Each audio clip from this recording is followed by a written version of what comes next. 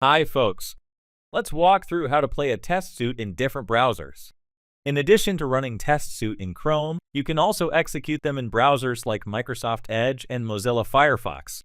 Before running the test suite in other browsers, there are two important things to note. First, ensure the browsers are up to date, and second, you must have the Testbook server installed.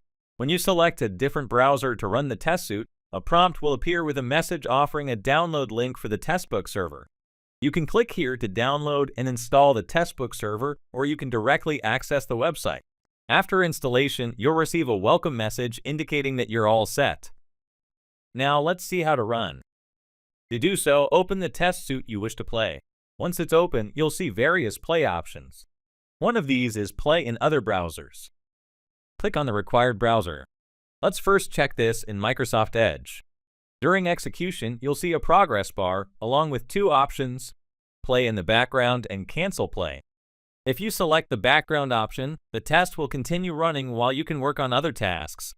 If you cancel it, the execution will stop. Once the test completes, a report will be generated showing all the key details of the execution. You can follow the same steps to run the test suite in Mozilla Firefox as well.